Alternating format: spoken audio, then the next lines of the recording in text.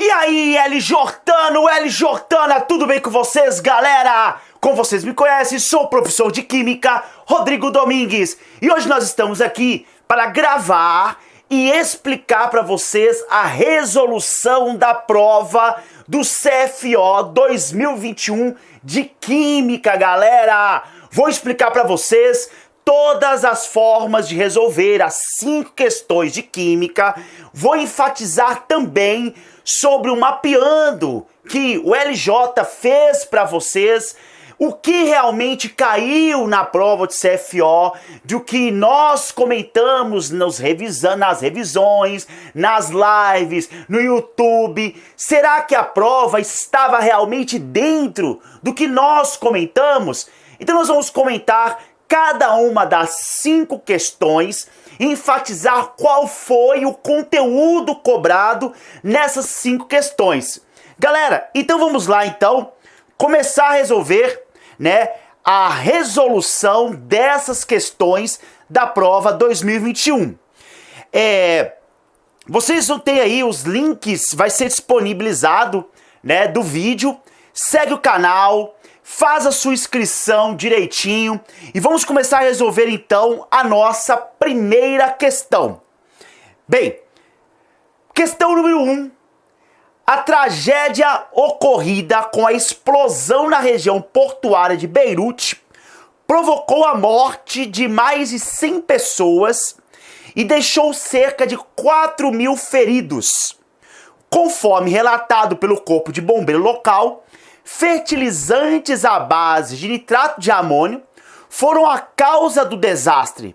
Segundo os peritos, os fertilizantes à base do nitrato de amônio, quando em composição igual a 65% massa-massa, desse composto podem explodir, principalmente quando envolvidos em situação de incêndio. Uma súbita decomposição térmica do nitrato de amônio é alavancada para uma forte detonação. E provavelmente foi isso que ocorreu em Beirute.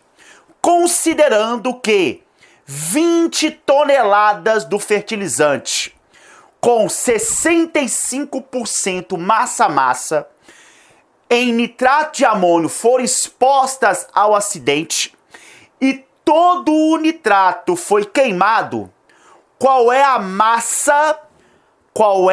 massa mais próxima em toneladas de nitrogênio detonada na explosão? Bem, turma, nós temos aí então essa nossa primeira questão. Ela está dentro dos 8 tópicos que o mapeando do nosso curso fez para vocês.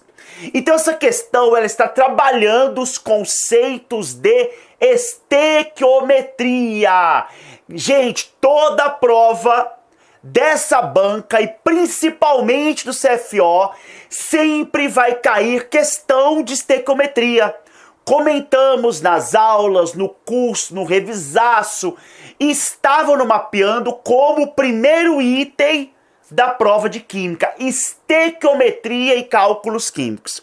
Essa questão ela é de estequiometria, porém, ela não é uma questão das mais clássicas.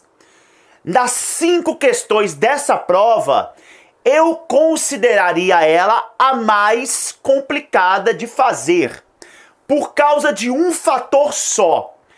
Pessoal, para você fazer a estequiometria, a questão está pedindo a massa de nitrogênio produzida a partir da decomposição do nitrato de amônio. E a gente sabe que essa reação ela é exotérmica. Se a questão que é a massa de um produto só me deu o reagente, a questão não me deu a reação. Muitas pessoas estão falando sobre entrar no recurso contra a questão, só que não cabe o recurso porque faz parte também do conhecimento do edital em Química conhecer algumas reações, os princípios das reações inorgânicas. Estamos aqui diante de uma reação de decomposição. Então a primeira coisa para começarmos a fazer a questão, galera, infelizmente é fazer a reação de decomposição do nitrato de amônio. Esse, ao meu ponto de vista, seria a parte mais difícil da matéria, dessa questão. O resto é só aplicação de regra de 3. Vamos então resolver a questão começando fazendo a reação química, que é o mais importante da questão. Vamos lá então? Pessoal, a reação de decomposição do nitrato de amônio é uma reação bem atípica. Eu vou ter aqui o nitrato de amônio, que é o NH4NO3. A decomposição dele, infelizmente, não é uma reação que nós encontramos em qualquer livro, mas nós vamos encontrar conhecendo a importância do nitrato de amônio. A explosão, a decomposição do nitrato de amônio, ela gera um perigoso gás que é o óxido de dinitrogênio, que é o N2O, mais 2 moléculas de água. Eu coloquei 2 moléculas de água porque eu já estou balanceando a equação para vocês. Então, o que eu tenho aqui, ó? Eu tenho 2 nitrogênios nos reagentes, 2 nitrogênios produtos. Eu tenho 4 hidrogênios nos reagentes, 4 hidrogênios nos produtos. O oxigênio está automaticamente balanceado. O que eu tenho que fazer em todo cálculo estequiométrico? Eu vou precisar fazer a primeira linha da regra de 3, galera. O que sempre é comentado aqui nas aulas para vocês? A primeira linha da regra de 3, ela vem da equação balanceada. A segunda linha da regra de 3, ela vem do enunciado da questão. Então, o que a questão tem?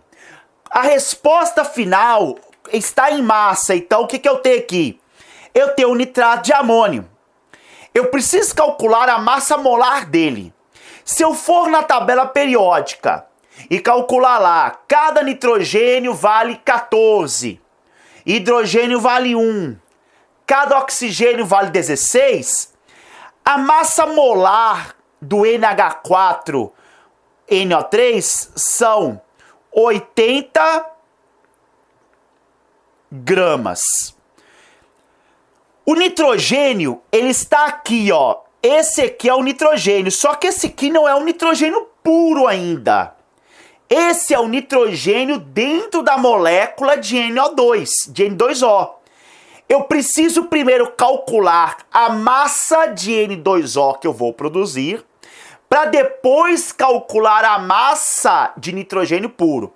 Bem, se eu pegar a massa molar desse cara aqui, a massa molar dele é igual a 44 gramas. Então a proporção aqui, galera, é 1 para 1. Ou seja, 80 gramas de nitrato de amônio estão para 44 gramas de N2O. Beleza, a questão falou que eu tenho 20 toneladas.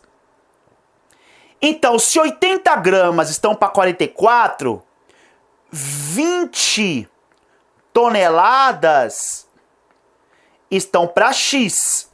Então, o que eu vou fazer aqui? Vou fazer um cálculo, uma regra de 3 simples. Essa grama vai cortar com essa grama. Fazendo uma regra de 3 simples, eu vou encontrar aqui 11 toneladas de N2O. Essa é a nossa primeira parte da questão. Lembrando que agora eu não quero a massa do N2O, eu quero a massa do nitrogênio. Aí que vem a segunda pegadinha da questão. O N2O, ele é um gás muito instável. Ele sofre, assim que ele acaba de formar, ele sofre autodecomposição. E a autodecomposição dele vai liberar o nitrogênio puro. Então o que eu preciso fazer agora? Eu preciso calcular, fazer a reação da decomposição do N2O para conseguir calcular a massa do nitrogênio molecular puro. Então vamos lá, galera. Vamos pegar agora a segunda parte, que é a reação. Então o que vai ter aqui, ó? Eu vou pegar o N2O produzido e ele automaticamente libera N2 mais O2. Perceba que a reação não está balanceada porque eu tenho um oxigênio dos reagentes e 2 dos produtos. Então, para balancear essa equação, não preciso usar o método por oxi-adição. Embora o método por oxi-adição é o mais correto, eu vou simplesmente usar o balanceamento normal. Eu vou colocar um 2 aqui para balancear o oxigênio e coloco um 2 aqui agora para balancear o nitrogênio. Pronto! Eu vou fazer a regra de 3 para encontrar a massa do nitrogênio. Então, o que eu vou fazer agora? Um mol de N2O valem 44 gramas. Só que eu tenho 2 mols. A primeira linha da regra de 3, ela vem da equação balanceada. Então, são 88 gramas de N2O produzem, cada mol de N2 vale 28 gramas por mol. 28 vezes 2 equivalem a 56 gramas de N2. Presta atenção, a massa que eu produzi de N2O foram 11 toneladas. Em 11 toneladas produzida, quando o N2O for decomposto, quanto que ele vai produzir de nitrogênio? Fazendo o cálculo aí, né? Cortando grama com grama, nós vamos obter 7 toneladas. Porém, lembre de uma coisa, o reagente principal, ele estava a 65%. Agora é só tirar a porcentagem. Então, olha só, eu tenho 7 toneladas equivaleriam a 100%. X equivalem a 65%. A massa, então, de nitrogênio vai ser igual a 4 toneladas e meia. Isso leva a nós a resposta da letra B. Pessoal, a única questão que tem mais treta, com certeza é essa. A dificuldade nessa questão, ao meu ver, são duas. Primeiro, fazer a reação da decomposição do nitrato de amônio. Segundo, saber que o N2O é um gás instável e o nitrogênio parte dele. Tirando isso, essa questão está dentro do mapeando, primeiro tópico, estequiometria. Ok, galera? Questão número 1, letra B. Agora, as demais questões, elas são relativamente bem tranquilas. Vamos lá, questão número 2. Com os uniformes cobertos de barro, os militares bombeiros estavam por todos os lados no mar de lama e detritos que arrasou a cidade de Brumadinho, devido ao acidente da barragem ocorrido no ano de 2019. A lama de rejeito provocou um rastro de destruição ao longo do rio Paraopeba. Segundo especialistas em toda a extensão percorrida, a água do rio não tinha condições para o consumo humano e animal. Dentre vários contaminantes, encontraram-se metais em altas concentrações, como ferro, cobre, manganês e cromo.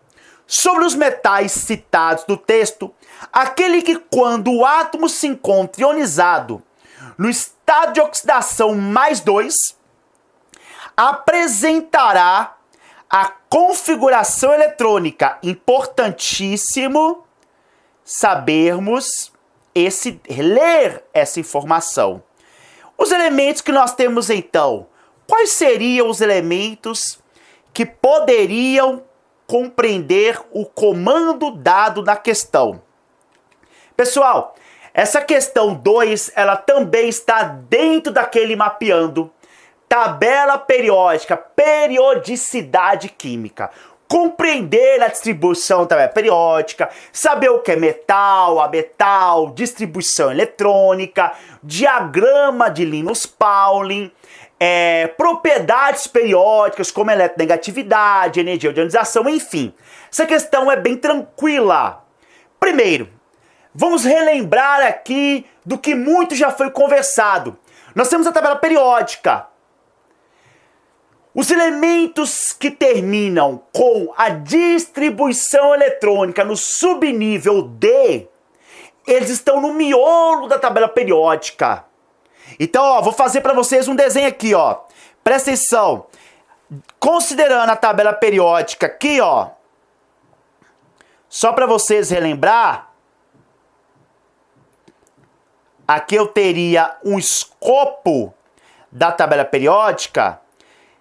Os elementos que terminam em S, eles estão na família 1A e 2A.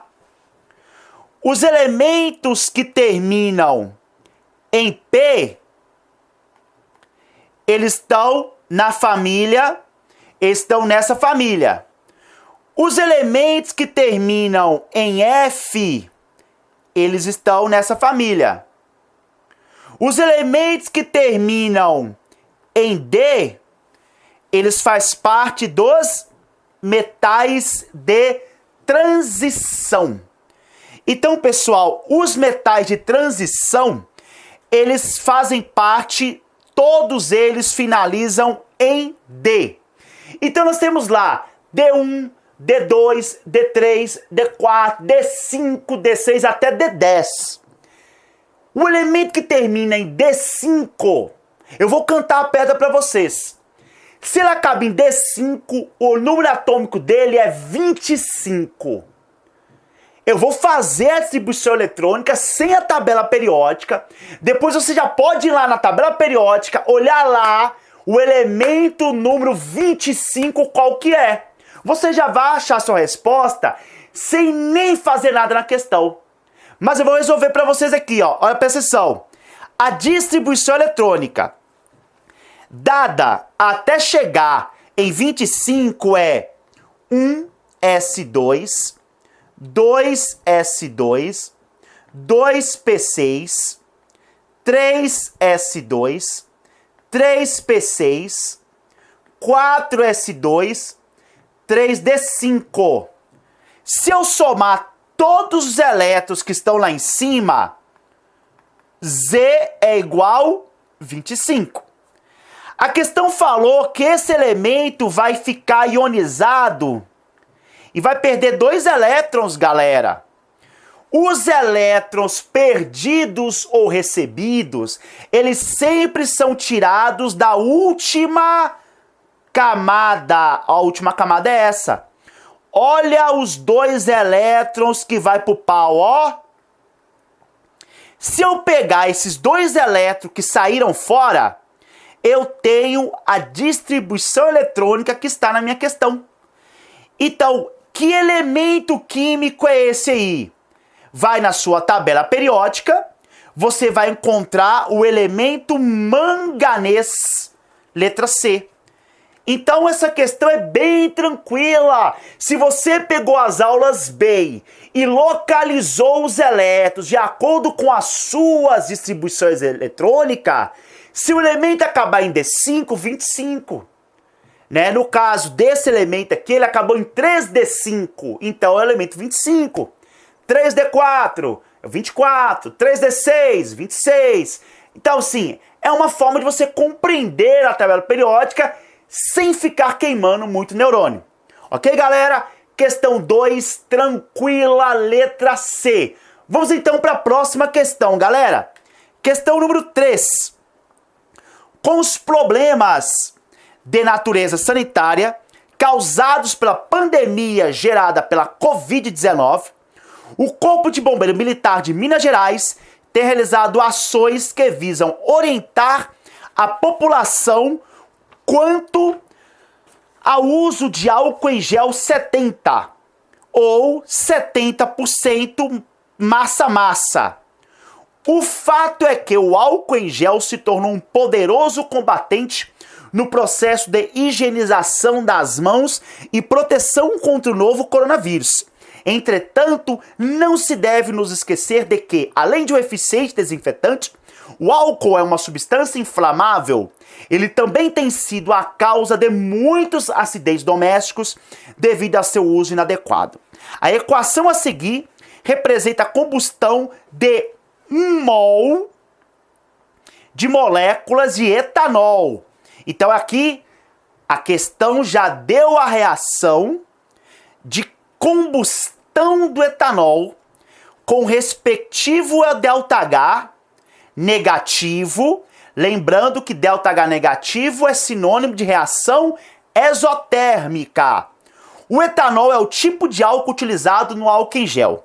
Se considerar apenas o álcool 70 como constituinte do álcool em gel e que 460 gramas desse composto foram completamente queimados, qual é a energia em quilojoule mais próxima liberada nesse processo?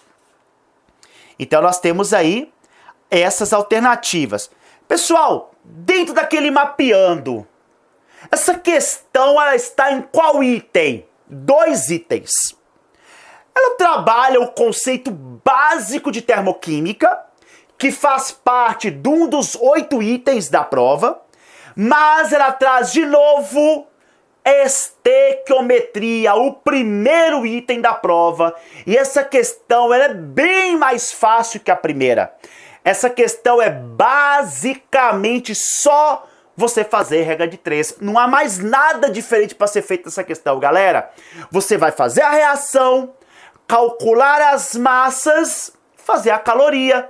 Então você vai calcular quanto que vale 1 mol de etanol. Então se você for pegar aqui, galera, a molécula, se você pegar a molécula de álcool, que é o C2H6O, ou CH2CH3OH, nós temos aqui uma massa equivalente a 46 gramas por mol. A questão quer saber quantas calorias eu vou produzir em 460 gramas. Presta atenção. Se 46 gramas liberam, olha só quanto libera 1 mol de álcool. 46 gramas liberam 1.373 kJ. Ué, se 46 libera isso, 460, que é o que a questão pediu, vai liberar 10 vezes mais. 13.730 kJ. Porém, galera, esse álcool não é 100%, ele é um álcool 70%. Então eu preciso tirar a porcentagem dos 13.730. Então eu venho de novo aplicando a regra da porcentagem. Esse valor seria se meu álcool fosse 100%. Como estamos trabalhando com álcool 70, o valor vai cair para 9.600 kJ. Então essa questão, ela é uma questão clássica das clássicas de estequiometria, que trabalha conceitos bem superficiais de termoquímica. A resposta então, pessoal, é letra A, 9.600 kJ. Então essa questão também, do ponto de vista de uma prova de química para o CFO, bem tranquila, galera. Não temos com o que nos preocupar. Agora, a quarta questão é a pedra mais cantada, visão, que é equilíbrio químico, galera. Qual prova do concurso do bombeiro CFO ou da banca da Fundep não tem equilíbrio químico? Eu não conheço. E a questão 4 trabalha exatamente esse conceito. Uma das atividades em que os militares do Corpo de Bombeiro precisam atuar com muita sabedoria é no combate de incêndio. A exposição dos militares bombeiros ainda é maior em incêndios florestais, uma vez que o uso de equipamentos de proteção fica limitado e os riscos de intoxicação pela fumaça contendo monóxido de carbono são eminentes. O monóxido de carbono tem a habilidade de se ligar muito fortemente à hemoglobina, uma proteína que contém ferro nas células de glóbulos vermelhos. Nessa ligação forma-se o complexo carboxihemoglobina. A ligação do oxigênio com a hemoglobina forma a oxihemoglobina. A respeito do texto descrito, considere o seguinte equilíbrio. Pessoal, lembrando uma coisa importante que nós comentamos, lá na biologia, essa questão ela foi comentada várias vezes na fisiologia humana, na biologia. O oxigênio e o gás carbônico, eles ligam muito fracamente com a hemoglobina. Agora, o monóxido de carbono, que é esse poluente, ele liga muito forte a hemoglobina, não deixando o oxigênio se ligar. Consequência, se o oxigênio não se liga na minha hemoglobina, a pessoa vai morrer por parada respiratória. O monóxido, ele toma o lugar do oxigênio e não deixa a hemoglobina transportar o oxigênio. Então, a reação que está na questão está mostrando isso. Olha só, o monóxido, ele liga-se à hemoglobina, formando esse composto que foi dito na questão e deixando o oxigênio sozinho, o que não é legal. O oxigênio sozinho no sangue, ele não consegue atingir todas as células com satisfação. Do ponto de vista do equilíbrio químico, quando o indivíduo respira muito monóxido de carbono, letra A, o sistema terá mais sítios de hemoglobina disponível para oxigênio. Pessoal, para resolver essa questão, nós temos que ir lá no princípio de deslocamento de Le Chatelier. E tal, é aqueles negócios lá, temperatura, aumentar a pressão e tal. Presta atenção na letra A. O sistema terá mais sítios de hemoglobina disponíveis para o oxigênio quando ele respira monóxido. Pessoal, se eu aumentar a quantidade de monóxido, a reação desloca para o sentido oposto à retirada. Então eu não tenho hemoglobina disponível, porque quando o monóxido liga na hemoglobina, ele toma o lugar dela. A própria reação está mostrando isso. Então a letra A, ela já está errada. Letra B, o equilíbrio se deslocará no sentido de formar mais oxigênio livre. Pessoal, a questão está falando o que acontece se a pessoa respirar muito CO.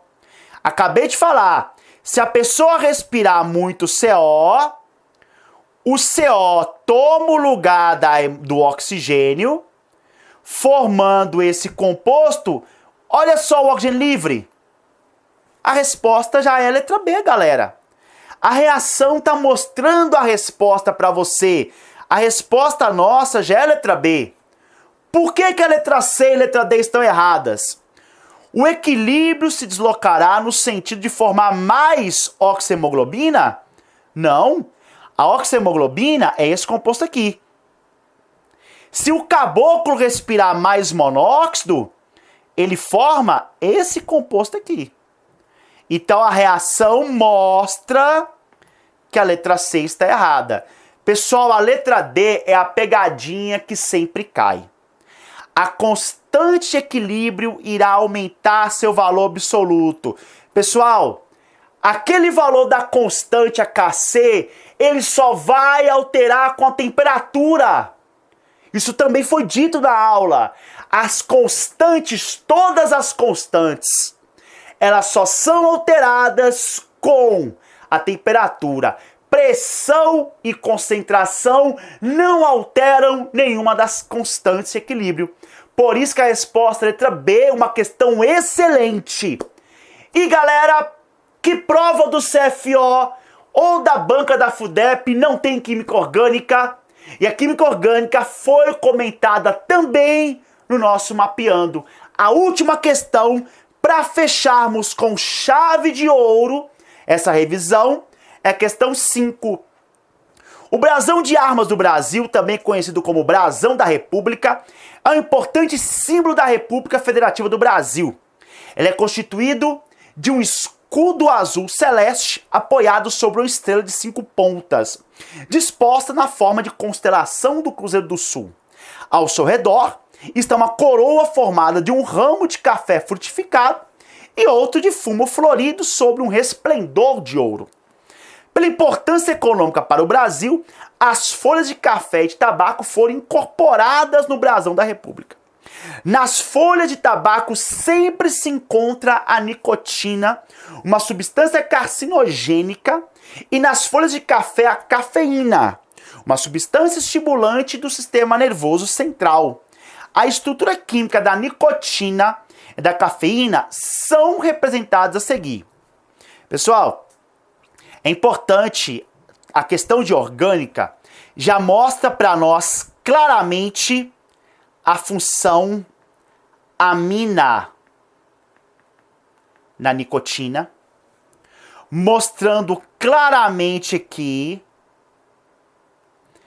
as funções amida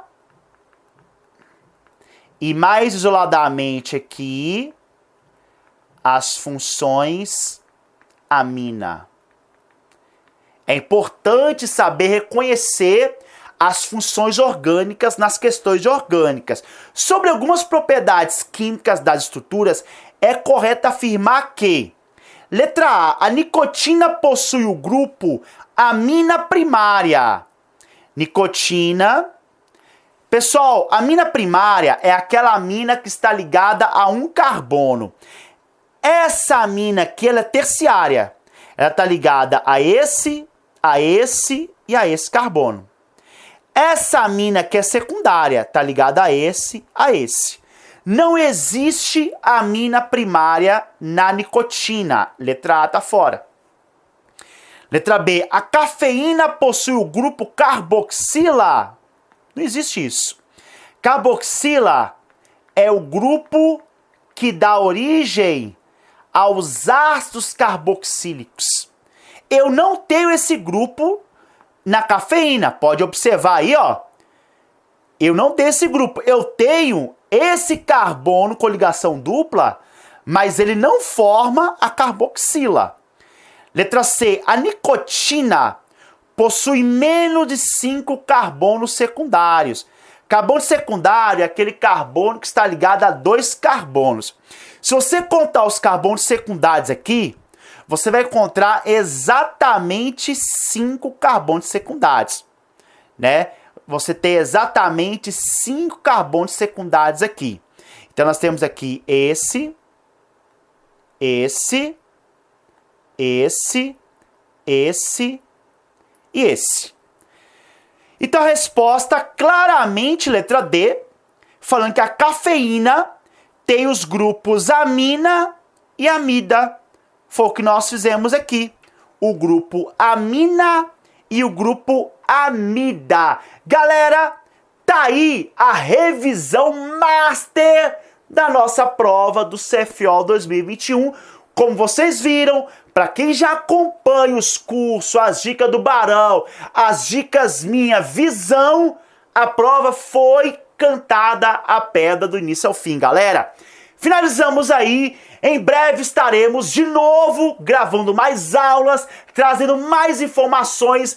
Até a próxima, galera, com o professor de Química, Rodrigo Domingues. Galera, falou!